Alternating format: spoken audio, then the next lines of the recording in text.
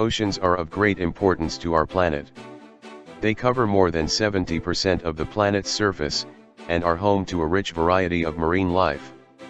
One of the characteristics of these bodies of water is their salinity, that is, the amount of dissolved salt they contain. How did it accumulate over time? And why is its presence so important? Where does the salt in the oceans come from? It is believed that the dissolution of the first salts began when the oceans formed about 3.8 billion years ago. At that time, intense volcanic activity released large amounts of gases and minerals into the early atmosphere, which were then dissolved in rainwater in the nascent oceans. However, most of the salt in the oceans comes from the erosion of land rocks. This happens because rainwater contains small amounts of carbon dioxide, which mixes with water to form carbon dioxide.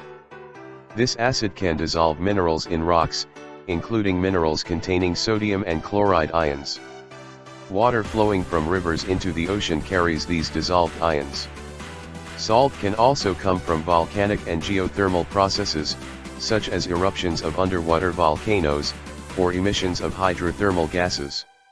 However, these processes contribute only a small fraction of the total amount of salt in the oceans. Today, the average salinity of the oceans is about 35 grams per liter of water, which is equal to about 1 tablespoon of table salt. Please note that this is an average. There are regional and seasonal variations depending on factors such as precipitation, evaporation, ocean currents, and freshwater inputs. For example, seawater tends to be saltier in areas with more sunlight and evaporation, such as the tropics. Conversely, it is less salty in polar regions, where the water is softer due to melting ice. Here are two examples to better understand the amount of salt in the oceans. The oceans contain about 50 billion tons of salt. If you imagine that all the salt in the ocean is evenly distributed over the Earth's surface, then a layer of salt will form, about 150 meters thick.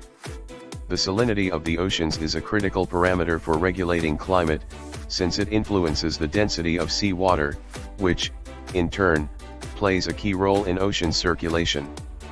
Depending on its density, masses of seawater move horizontally and vertically, creating ocean currents that transfer heat across the oceans.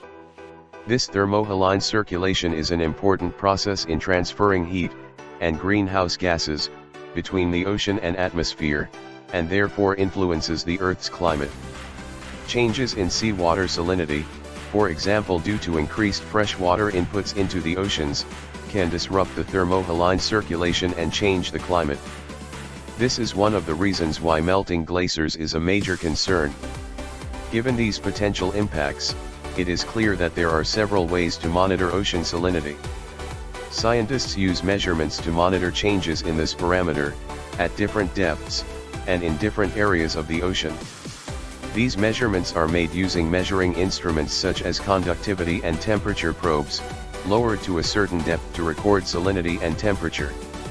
This data is often collected by research vessels, ocean buoys, and underwater robots.